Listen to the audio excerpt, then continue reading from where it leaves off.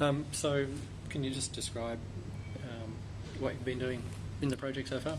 Okay.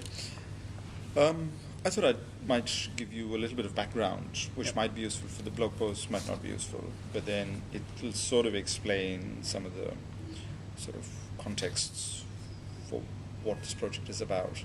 So there are two things. One is my sort of background in, let's say, alternative education or pedagogy prior to coming to RMIT. RMIT is now 13 years old, and stuff I did prior, and then stuff I did after coming here.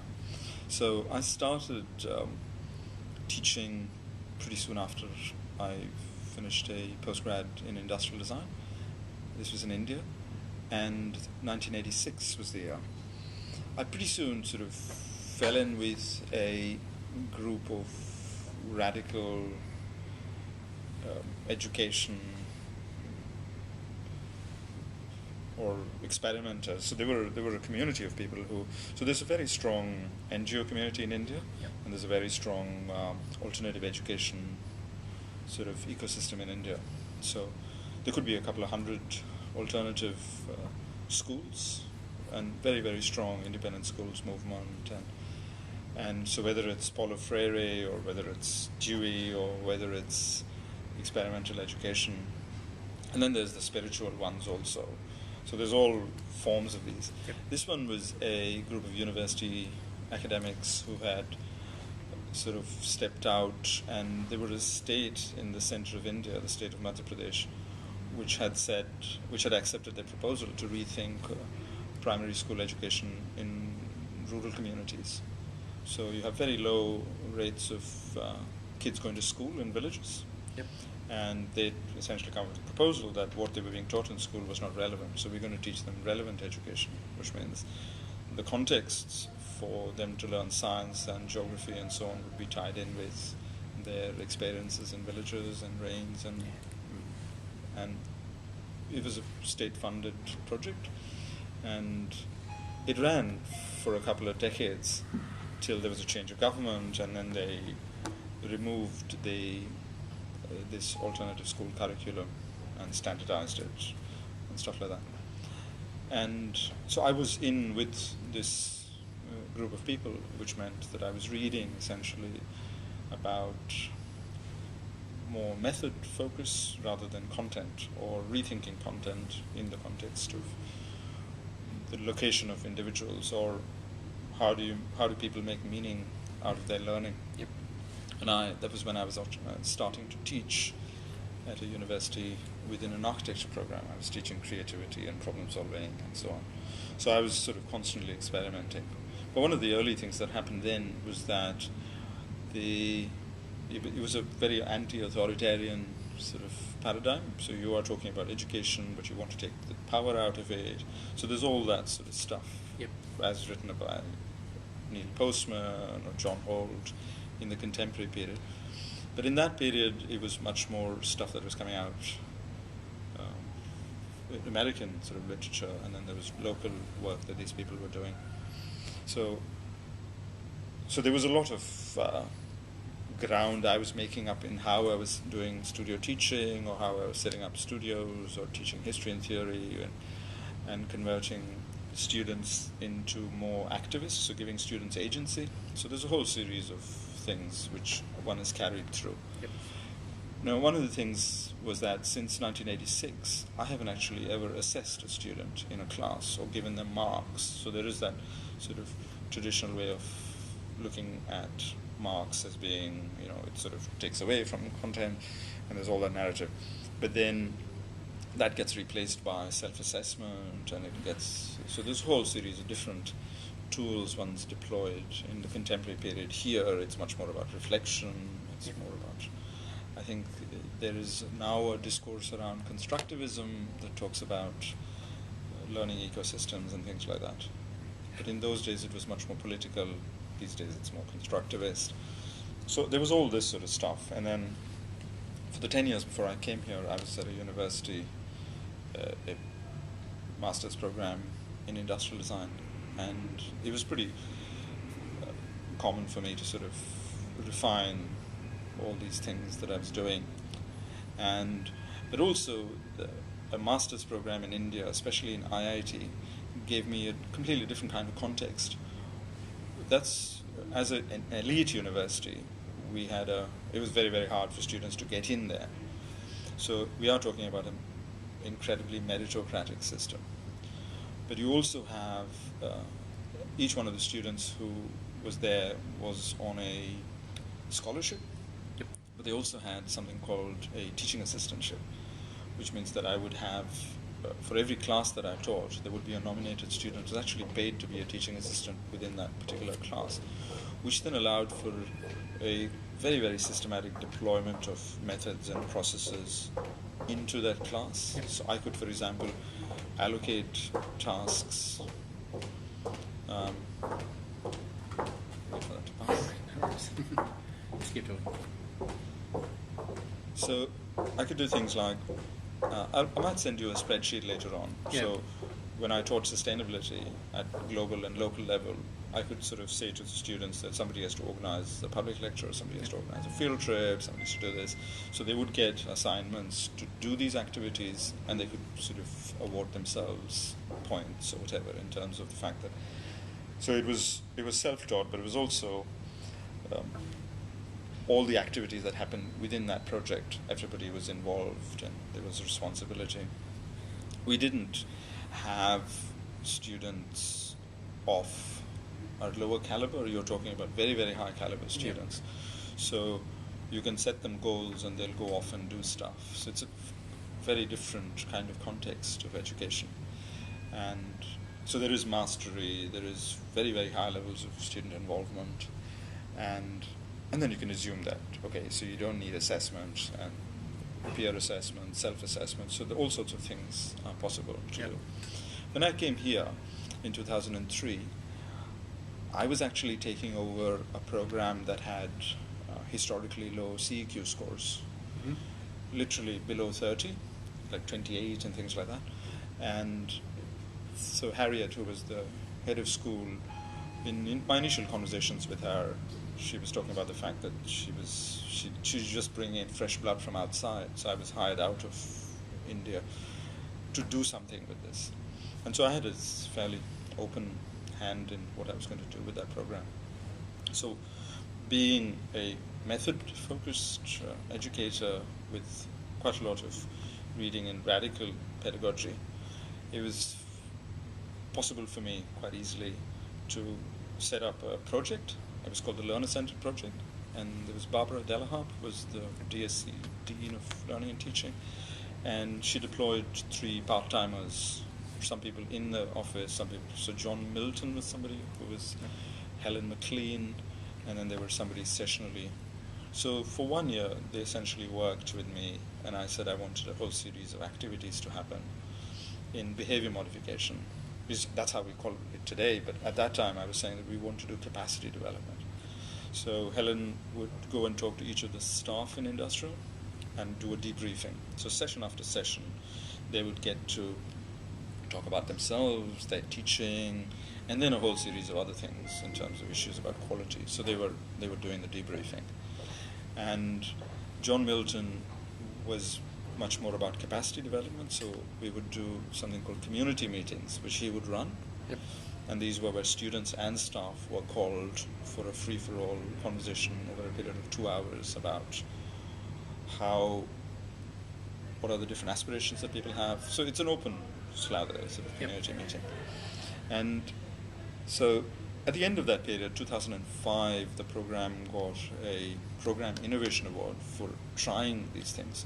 So essentially, there was a lot of conversation around pedagogy. There was a lot of conversation around placing the students at the center. So in 2004, 2005, all staff were attending workshops, and they were all told that it would be preferable if they did not mark the students, assess the students. It would also be preferable if they didn't go into class with a manifest of every class and every session determined. They had to work collaboratively with students and then arrive at sort of what the student would be doing. Some of this stuff got written up, like teaching computer-aided design. This was a collaboration where the paper was Simon Curlis, Helen and I wrote up what he did. So he said, if I don't have a stringent plan of the skills the students are going to learn, at the end of the semester they're not going to be able to do computer-aided design. And so I said, well, why don't you set a goal of capabilities and then ask them to work up a plan, and then you sign off on plans that people came up with. And he did that, and some very interesting realization was in terms of one of the things he would comment on very early was that the students never came. These are classes taught inside computer labs in Building 7, and the students keep lining up to ask you questions. And when he flipped it around, they never came to him. So they could talk to each other, but they could also talk in code, because they didn't need to ask questions. They'll say, hey, I'm stuck here, and they'll say, try this. Yeah. And there was a lot of conversation, but none of it needed a teacher. And then, of course,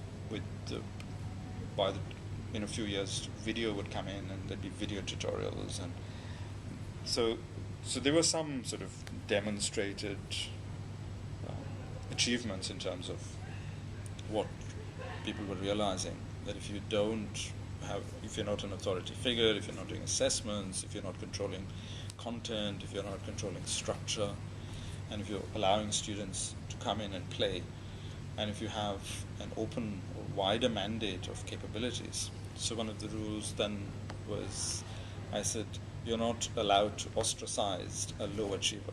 Ostracize is a very Indian sort of caste system type term, but I was saying that this is what you're actively doing, so you're not allowed to do that. So it became a big thing that the staff would be engaged in conversation about how they were dealing with low achievers.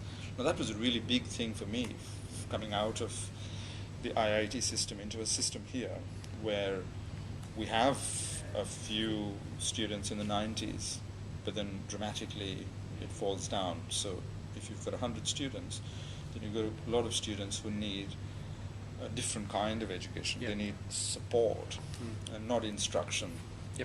So one built a program culture around that, and possibly some parts of it survive, but that particular project ended in 2007, and anecdotally there are some people who are probably still doing self-assessment.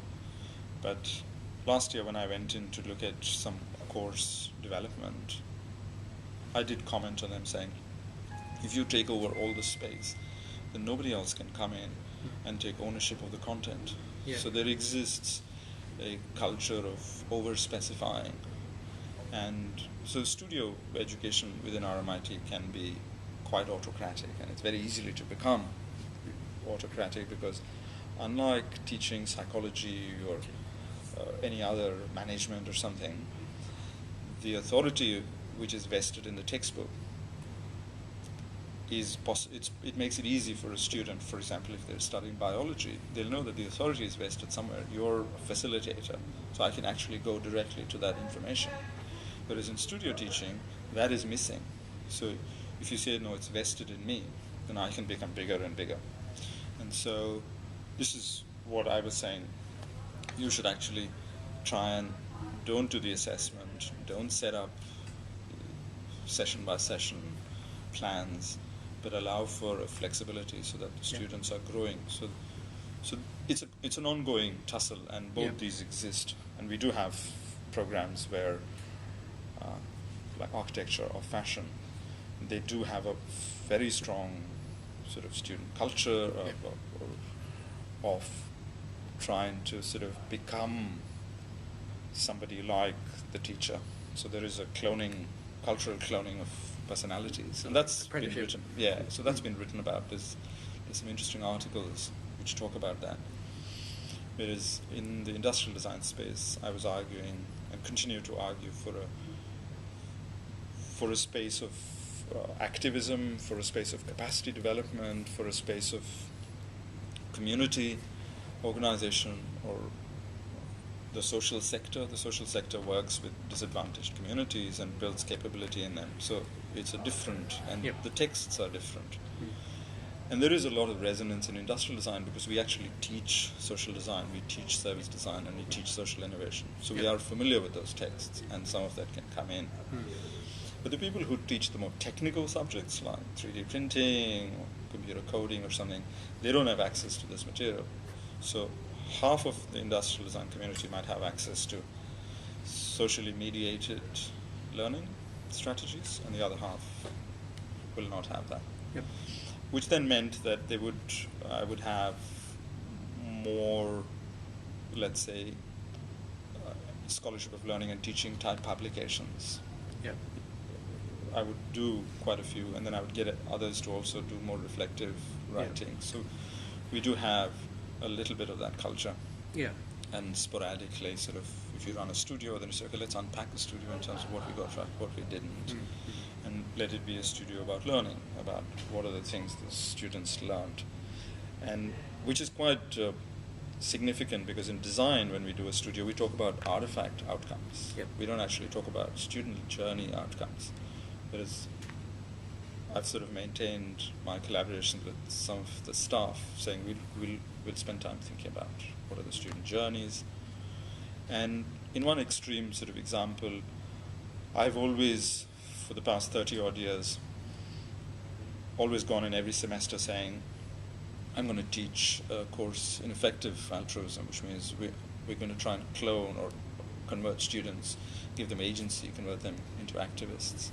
So there is some publication that I've done as a collaborative chapter that I wrote at Liam, how do you make students into activists? Yep. And he and I have collaborated to teach a history theory course called Advocacy, Activism, and Agency, Advocacy, and Activism. And so semester after semester we go in and we say, we want you to find yourself. We want you to become a global citizen. Yep. And then you channel those yearnings through your design projects. Sure. So that then brings up some interesting points for the project, because what I was getting a brief glimpse of from when you were speaking was the sense of culture change and the participatory nature of your project was how you were setting things up to bring about a wider change. So can you maybe so talk about what you have in mind there? Yeah, so when last year one of the projects that I put in an OLT for was to do the CES, and it was essentially saying if we had an app and you did the CES through the app, then it'd be much better. And the OLT said no, that's too simple. We don't think that that's going to show such a dramatic change. So what happened with CES was that as the program director and discipline leader in industrial design, I'd actually brought the program to a point where we were getting response rates in the 90s for the CES. And with the introduction of the electronic system, it just fell away to less than 10%. And we said, no, it should be better because it is really important. And can we use design and hence apps? So that was one OLT that went in. Then last year, I sort of just stumbled into the Blackboard mobile app. Yep. And so then I started looking at, now I'm somebody who's been an active user of Blackboard in a sort of very nerdy kind of way. I did quizzes through it, and I've got a whole lot of shells with my name on them and some courses and things like that, and they're all there. And I know people like Richard or Scott Mason or Simon who are all sort of secretly, they like Blackboard for its potential and continue to use it, but don't publicize it. So there are Blackboard users, but they tend to be people who are more technically comfortable. Yeah. And there's a whole bunch of other people who, on the face of it, for the way it looks, object to it, because it is problematic in the way it looks. And so when I encountered the mobile and I went in and started looking at all the courses, I encountered a PDF of one of Simon's courses. So he was teaching, his material was sitting in Blackboard, and a lot of people keep the material in Blackboard. And so just for that tutorial, it was a PDF, and it was just a set of slides of cars. And it was just incredible because it was reproducing it, unlike in a PC, you're looking at it on an iPhone, it's a retina display, quality was very, very good. And so I said, why don't we use Blackboard Mobile and just make PDFs for all the courses in the design program. So I look after Master of Design Innovation and Interior and Industrial Design. So I said, let me just do these 3 courses. And so I got funding from the school, and it was a project called Beautiful Blackboard. Of course, at that very same time, because I was a little bit phased out or wasn't paying attention, but Susie was doing the project. I think you were involved in the survey project. And I think there were 2 different, let's say, starting points. Mine was much more a design project, saying that we can actually do PDFs for all the courses and just chuck it in there so a student goes in. Now, a lot of my nieces and nephews use Blackboard routinely because they go to Melbourne and everything in Melbourne is in Blackboard, and so I'm sort of, I've seen it for the past 10 years that they go in there saying, oh, I didn't go to that lecture, I'm going to go and check, and then they chat to each other and text somebody, and so it's a reality that on the mobile phone Blackboard works amazingly well. It's just that we haven't activated it, and I said we'll activate it through these PDFs and make it. So it was a small, tiny project called Beautiful Blackboard, and the way we would do it.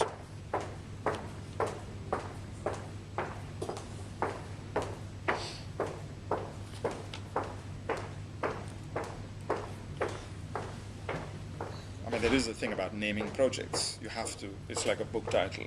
90% of the work is actually in naming. It's a hook. And so it was called Beautiful Blackboard. And so we got a little bit of funding. I managed to get 3 sort of teaching assistant type people, and spoke to the program manager saying, nobody needs to do anything. If you can just give us a little bit of material, we've got these people. And we'll have a co-working space. It runs every Friday, and you just come and give work to these people. And the person who did it for the Master of Design Innovation, she tried a whole bunch of fairly experimental things. So the mobile became a portal into Google Sites. Not the most beautiful looking, but in terms of capability, quite strong. And so that set up one kind of conversation. Interior design did really clear PDFs. Industrial design didn't quite come to the party. We did a little bit of the groundwork, but I said that's okay. There are, let's say, 10 to 20% of the program uses Blackboard, so we've got Blackboard users and the other ones who are not using it. So we finished last year with quite a lot to show on the mobile phone. So essentially a mobile phone project. And then I sent that story to John Colco, so Blackboard has an industrial design head. The design head is this guy who's saying, oh, that's interesting. And there's a lot of talk around the fact that Blackboard's going to redesign itself, and they have a new CEO, and there's a whole conversation there. That then meant that, hey, why don't we try and put in an LTIF to do this project in a more stronger fashion. But we'll include a bunch of things. So, for example, the Everyone Does It project is similar to your project looking at an enumeration of social media use. So, now the thing is that people use quite a lot of platforms. And, for example, Sophie, my wife, she uses WordPress. So every time she does a studio, she makes an incredible sort of a website, which only lasts for that period. But then she can reoffer it in a couple of years. But there is a website. So quite a lot of people use WordPress. In the old days, we used to use wikis, and then people use Instagram. So all these, and Facebook is quite common in teaching. So there's all that stuff. So I said, okay, let's do another enumeration. We'll try and collect stories from people of how they're using this stuff. But we also, because we're constantly experimenting, we also use collaboration software. And Slack came in there as a more mature version of, let's say, email plus Facebook plus Google Docs. So Yeah. you can take all three out and say, rather than use them as disparate bits, we can use Slack. Yep.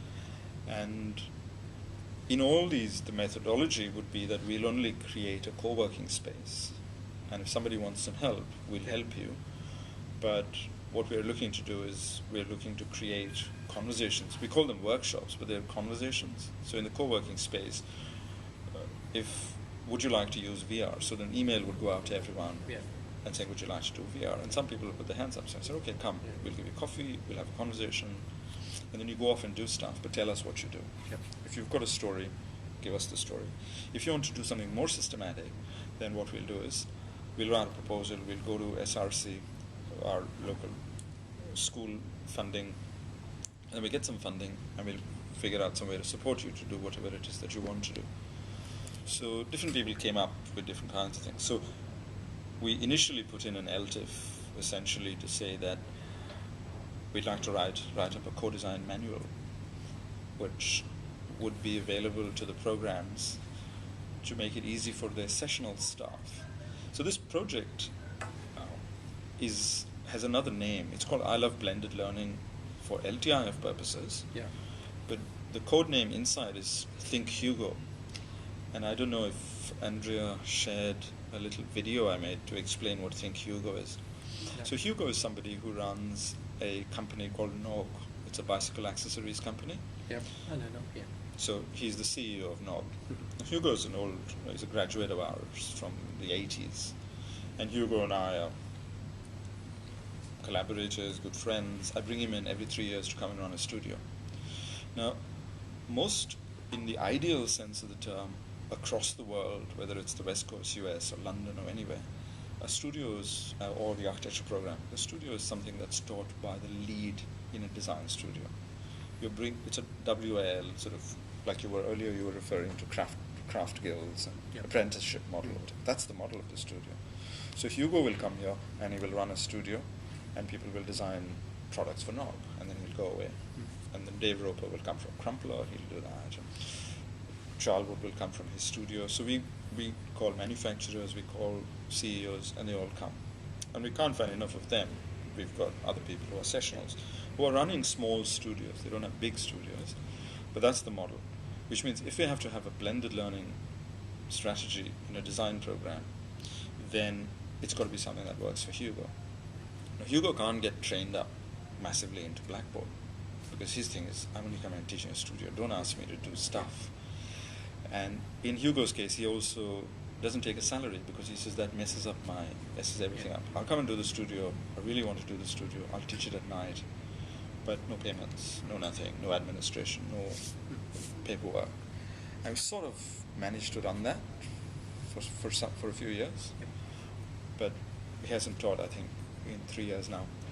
So we needed a blended learning strategy, maybe Slack, maybe Facebook, maybe anything. And that's where, so that Think Hugo essentially is about constantly reminding ourselves that 75% of the teaching staff in the design programs at RMIT are sessional. They're not genuine, pedagogically trained teachers. They're just designers. But it needs to suit how they would want to present things or have what their design context is. Yeah. So they'll come and say, like Sophie, my wife, she does WordPress. Commercially, she's an e-commerce website maker. So for her, she says, I'll just put a shell, I'll make a WordPress, I'll put all the content in there, and students will upload everything in there, we're good to go. So somebody else uses something else, different people use different kinds of platforms, and we are okay with it. And we're saying that is digital learning, because it is digital learning. And the trick, so when we presented the LTIF, we said we're going to make a manual, and that'll allow us a time to think about how does Hugo access blended learning so that he doesn't have to learn new things. Yep. So he can look into this and say, yeah, I can do that. And so other people, we can just say to them, here's some information. If you want to do assessments, here's a couple of tricks to do assessments. Why don't you try Google Forms? Yeah. Why don't you collaborate with students? Here's a rubric. Yeah. And take this rubric, see if you want to use it. If you don't, check something in the Google Forms, or if you want to use any other sort of questionnaire app-based thing that you have, feel free to do it. So that's what the co-design manual essentially is about. But because we were in the digital space, a few other things started getting added to it. Like I got funding from the school last year to look at the Surface tablet, so we could buy 5 tablets. And then I gave it to people and I said, you've got to use it for a year, and then I need to know how it works as an instrument, as an appliance. So that's the only hardware bit we're doing. The rest of them are just exploring software bits. In this case, we're saying, is Surface tablet going to replace everything we know? So if the Surface tablet is going to replace mainframe or big computers, can you draw on it? Can you take notes on it? Can you do CAD on it? And a lot of people jumped onto it because it's cross-platform. So it looks like Surface is going to be very, very popular. In 2017 or 2016 at the end, we want to go in and say how many students, because now a lot of students are buying it. A lot of staff are saying, check out the Surface. So the trick was to set in motion something, which then will grow, and then we'll look back and say, what are we learning? So we've done that with Surface tablets, we're doing that with VR, and then we've done that with Slack. Slack was quite interesting in the sense, I did bring in somebody from outside who uses Slack in his company. We've done a public lecture. We have Slack meetings where we bring staff in saying, would you like to try Slack? And then it's gone viral. So it's gone in some programs and not in some other programs. So then we understand that it works for certain kinds of people. So today most studios in industrial design, for example, potentially use Slack, or the history and theory courses are using Slack. The staff group in industrial design uses Slack. So that's where they're having the staff conversations. So it's sort of taken the pressure off staff meetings, where you bring an issue. So you can put an issue there, it gets discussed, it's sorted, and it's there in terms of history and so on. We've had a little bit of success even with fashion. They've said, what is this project? We want to try and implement some of this. Who in fashion? So there's Jessica Bug, Robin Healy, Georgia McCorkle, and I've said and then Angela Finn. She's sort of been a little bit unwell. I know. Angela Finn's on the project. So we said, we'll come and do a workshop when the time is right. So some of these programs, like interior and fashion, they're very structured. So they're very careful about, and they roll out the same platform for all the courses. So there's a different modality over there. And so you can't have an infection model. So this project essentially relies on an infection model that different people can go off and do their own thing. And it works with VE. So we're doing 15 programs in VE. And we've got some additional funding to put some research teaching assistants with them. And then we've said, any help you need, so the teaching assistants will come and sit here, we'll give them support. But they're going to go off and do it's a really, really complex environment. I didn't realize how crazy the VE space is. So there are lots of tiny, tiny courses. So, and then they're crossing over. So would they be able to solve the problem for Blackboard? And currently they're using program shells. And I'm saying that doesn't really work in a mobile. So it has to be courses. So they're moving there. And we're helping them move there. But they're finding their own solutions as they go along. Who in VE? So this is Michael Goss and his whole area. So all of them. So that's Nancy Everingham, Annette Cook, and Carol Dempsey. And then all the programs they look after. So that's some 15 of them. And so they're off doing whatever stuff that they're doing. Will we be at a place at the end of this year with a clean sort of Blackboard presence for all these programs, that's probably not likely. But what we do have is that we've had these conversations till this point, and we'll continue to have these conversations. And the different program managers are going to buy into it. One of the earliest ones was Brad Haylock. I mean, that was the most amazing story. Yeah. He looked at it and he said, I get it, because he's a graphic designer. He got that. And then he said, this makes incredible amount of sense. That, so what you have is you've got a lot of folders for the courses and the course handouts. And every semester you tweak them, print them as a PDF, and put them into Blackboard. And with or without hyperlinks. Yep. So for him, Blackboard, beautiful Blackboards seem to systematize and simplify their process flow incredibly well. Okay. And so in his case, rather than asking us for help or something, he just went ahead and did it. Yeah. But the only thing was he did it for the full screen. And I said, okay, let's look at it on a phone. And he said, no, it won't work on that aspect ratio. So it had to be sort of redone so that it worked at this size. Yeah. And they've become the main sort of standard bearer of the classic, beautiful Blackboard project. So that's Brad in graphic design? Yeah. Yeah, okay. Media and Com. It's a master's course. Right, yeah. In the case of interior, it's similar to Brad. Yeah. But it's not as smooth. Sure. And of course, there'll be something quite similar. And so what happens is that when the VE meeting happens, we get Brad in and say, Brad, come and show them what you're doing. So it's essentially cross-pollinating what somebody's doing. And what we have possibly achieved in the Blackboard space is that people's appreciation of Blackboard and how it can be used inside design education. Everybody's got different narratives. Different people have different narratives. So there are multiple narratives, but everybody's saying, yes, Blackboard's useful in design education. So that's an interesting outcome. Yeah. And some of these programs then say, Blackboard is enough. We don't need.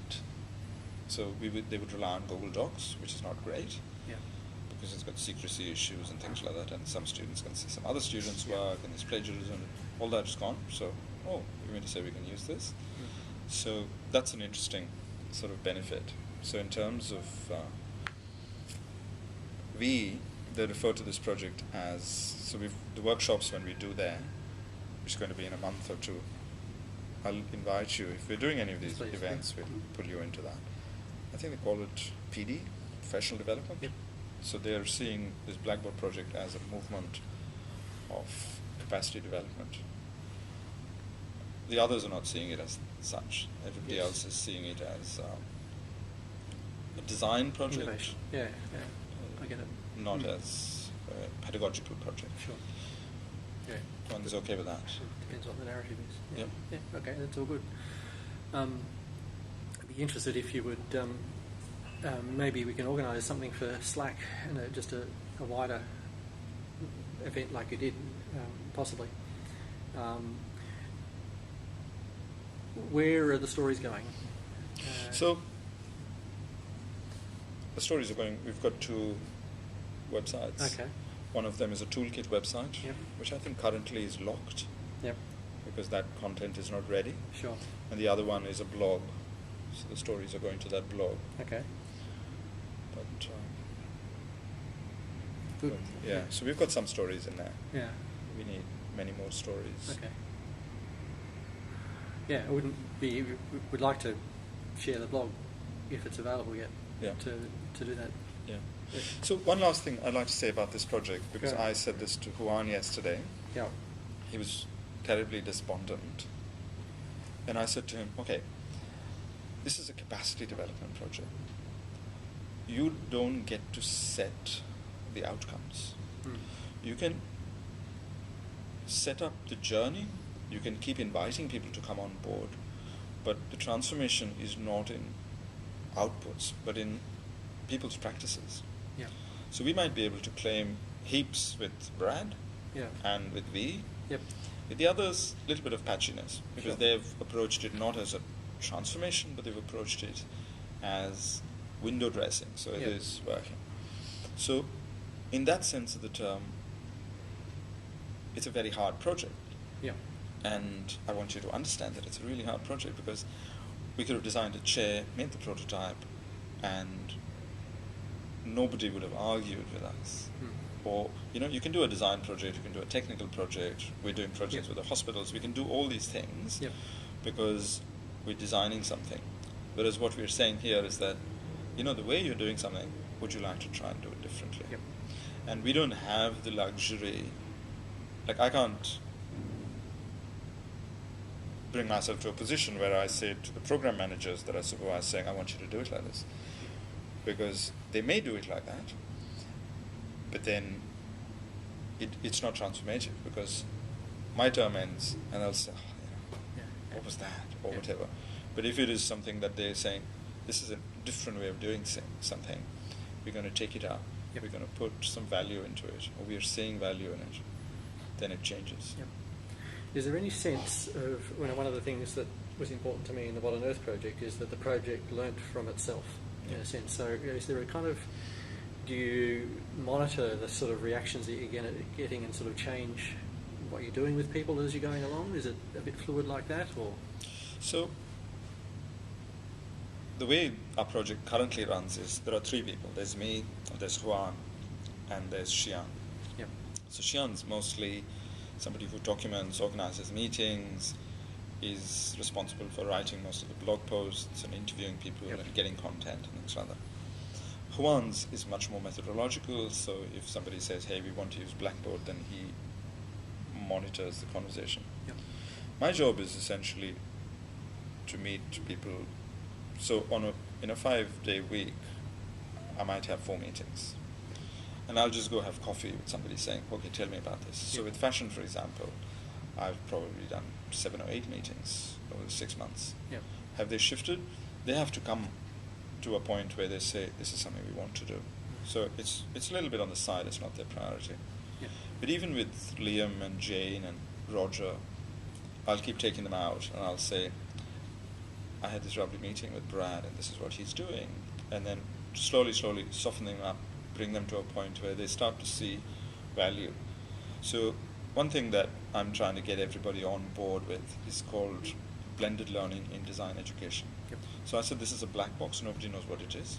You've got blended learning in accounting education or management education. But blended learning in design education, it's in an adversarial place. If by the end of this year we're not adversarial about it, we're in a good place. So I haven't yet gone to raised this project inside the staff meeting with industrial design and interior design. I have with MDic, but not with these. And that's quite deliberate because somebody somewhere has to take ownership. So now the program managers have to invite me in saying, can you come and tell people what's happening with this project and why it's a great project? And then we'd be able to mop up or get a few more interested people. I mean, it's never going to be perfect, but at least the leadership people in each of the programs, which is why the application has so many people in it. So it's got all the program managers applying to do a project called I Love Blended Learning. And so I can keep going back to them saying, hey, your name's on that project. What about doing a little bit more? And I'll say, no, I don't have time for this because this is just not a priority. This is reasonably worthless. I'll say, okay, but let's try this, let's try that. Whatever leverage you can get. Okay. So it's sort of like there is some change then, culture change in some areas, and you keep then persisting around the edges of where. So one is taking change. One's whatever I get, I take. So if V is fully Blackboard, if industrial design is fully Slack, happy to take that.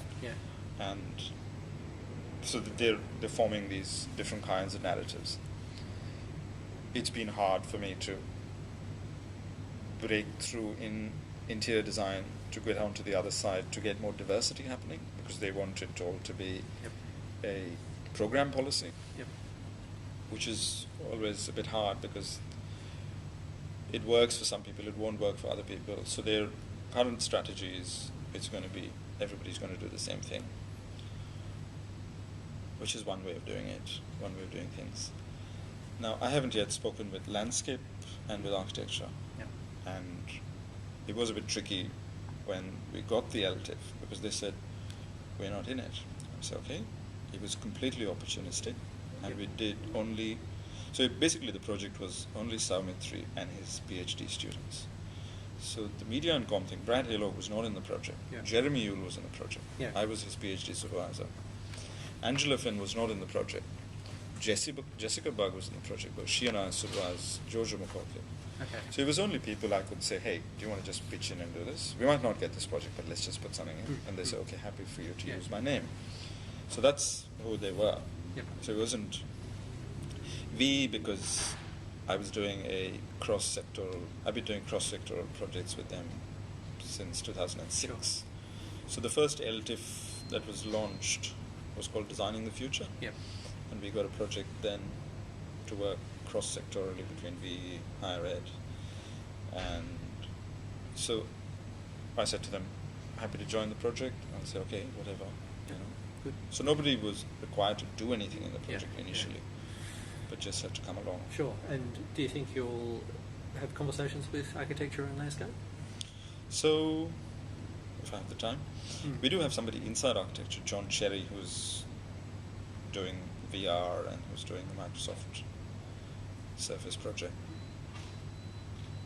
But yes, we will have a conversation with them. Okay. Yeah, look, I think that's all good, Soumitri. That's a good description of what you've done. So that's what I wanted. Thank you. What I would like is just, if it's all right, I'm going to keep this going, but just as a kind of separate thing, because we're taking a group of people out to see the Microsoft Surface, and if you could just go over again what you were talking about, your experience of working with Microsoft in their design studio and what you were doing with them while you were over there. Okay. Again, I can tell you a little bit. I can't give you details about what. So I was sitting inside the Surface team, which is a hardware team, and there's a separate software team. So the hardware team essentially designs the Surface and the pens and the new products, and then I was working with the design team, and I was sort of going into the studio where they're working and how they're designing, and my conversation with them initially was about the fact that we're interested in the Surface as a tablet. Now the reason for Surface coming on board as a tablet is that one of the heads of the Surface team in Seattle is a former student of mine. So it was always this thing, we should do something. And then with Martin coming in, he said, are you talking to Microsoft? I said, oh, I've got this guy. He said, oh, you should do something at Microsoft. So it sort of crept up a little bit.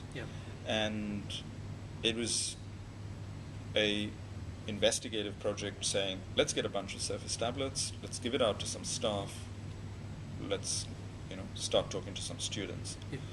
Now, in design education, drawing is a big component. So we draw on paper, so we teach by teaching, sketching on paper.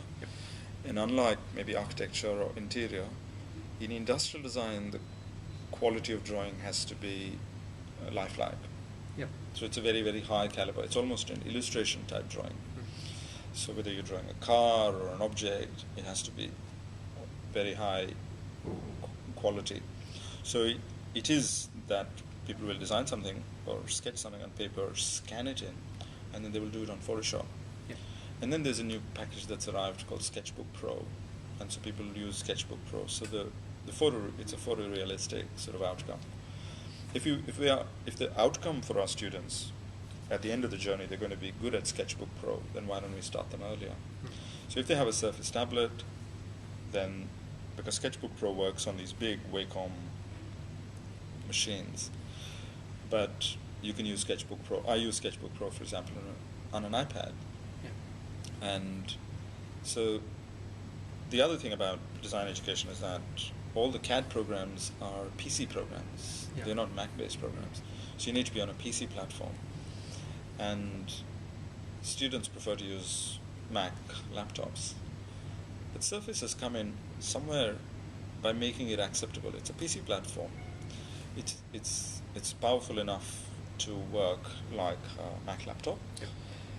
And then it functions as a Wacom. So it's actually 3 appliances merged into one. And this was quite an interesting opportunity. So can we see whether people who use Surface tablets over a period of time start to do all the work in the tablet rather than doing something on paper, doing something else in a computer lab? You can do it all in there. And so that's so far as the students go. Yep. Then we said to the teachers that maybe if you use the same platform, you can use some of the collaboration tools, you can use some of the cloud stuff that's available. So Scott Mason, for example, this is something that designers don't do, but this is quite common amongst, let's say, people who are good users of Windows platforms, yep. especially people who do management lectures and things like that. They seem to annotate and present it live. We don't do any of those sort of things. But we're discovering that. We're saying, oh, that's really interesting. You mean to say you can do a PowerPoint presentation, but when you're presenting, you can mark the slides as you go. Yeah. And then the whole thing is recorded as a film. Yeah. So students can later sort of look at that. Yeah. Now, that's an interesting thing for teachers. So that's just one illustrative example of, let's say, 10 things that the teachers can discover, saying that the Surface for teachers is a unique environment as a teaching tool. So we don't need Lectopia, we don't need lecterns, we don't need computers. Basically, this is replacing Yep. the digital environment for teaching.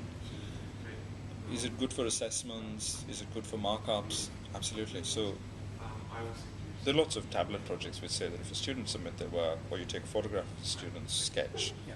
and then open it up in a tablet and write notes and say, fix this, and shoot it to them.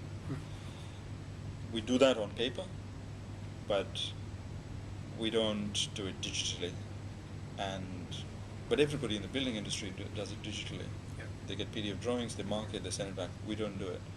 Now, are there going to be people who do it and say, hey, this is really interesting, and the Surface tablet's allowing us to be a better teacher or a more digital teacher, or it's allowing us to teach in a more efficient way or effective way. Yeah. So that's interesting. So there is a teacher component to the Surface which we want to discover. So, and the idea was if we give it to somebody and they use it as their main computer for a period of time, and that started happening because they had it as the other thing that was sitting on the side, and suddenly the computer's not used anymore. So this has become quite central. That's been interesting to see. Sure. So we're going to continue having these conversations, saying, "Can you try this? Can you try that?" And then that will go back as a report to Microsoft. Yep. So what we're messaging them. So what I was presenting to them in Seattle was the fact that we want to see if, for design students and design teachers, the Surface is an all-in-one appliance, and if it is, then that'll be completely amazing. We won't need the kinds of investments in hardware that we're currently making. So it may be possibly quite useful. Yeah. Do you see then students moving from their Macs? They're moving already. So the next time we have a conversation, so that's called Project Dada. Yep. Dada is Surface in the Yoruba language. So Project Dada essentially will have these conversations where people come and they're sharing, and we're taking notes. So we're sort of building up some sort of a report. Yep. And then there's the uptake of Surface among students is going up. It's creeping. And it might reach a particular point where more and more students are going to start using it. Yeah. Or it might. Yeah. We'll have to see. This is only industrial design. So Brad has, Media and Com is completely Mac environment. So will they move into Surface? So he's sort of looking at it and investigating to see how it works in the Media and Com kind of space. Okay. Yeah, good. And so the other thing at Microsoft was HoloLens, and in the VR space, in design, we're sort of Luddites. We're very, very slow. And you've been doing more stuff in VR. Not so necessarily. we're saying to them, hey, what about VR? And everybody go, not sure. Slowly, there's an interest in VR. And what I did was I bought some cameras, and we bought 60 viewers, and we put it out there saying, have a bit of a play and see where it'll go. So HoloLens is a huge leap forward from what we're currently doing in VR. It might be something for the spatially orientated. So there are some students who keep coming and talking to me, saying, we've heard you're doing this VR thing, tell us a bit more. So I'm currently just saying to them what we're doing, and I tell them so I work with Peter Mac, and they're using VR for their patients, for children, and this is some very interesting stuff. It's not path-breaking work in the VR space yet, but we still need to understand, does it fit into design education? We don't know. I'm hoping to go and talk to Cam and see if he'll give a talk for us about it, what he's been doing. So Carol Dempsey, he would be great, because his students have been using VR for years now. Because the building design students go into an industry, and the industry uses VR for walkthroughs. In architecture, there's a little bit of Oculus Rift, there's a bit of Xbox Connect, there's a bunch of things there. But there is no theater, there's no performance in those professions where you can see that you need VR. It's still a little bit gimmicky. Cam and Roland are people who've used Slack in the past, so they're in architecture and they're using Slack for their studio. So I said, hey, give it a shot. And so so the Slack story is that they've used it with quite a lot of interesting integrations, and currently we might have only used about 10 different integrations. So we use Asana, Trello, Skype, Dropbox, Google Docs, Hangouts, those kinds of other things that people are using. We're saying, hey, put the integration into Slack and use it in Slack. Good. We're an educational environment. We're not a business environment, so we can't use Slack at that extreme level in which these companies are using it as a collaboration tool. But important for also getting students exposed to it at least. It must be here. Which is the whole rationale in talking about Slack and so on. Right.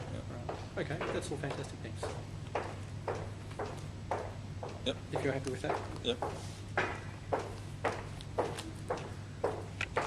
We might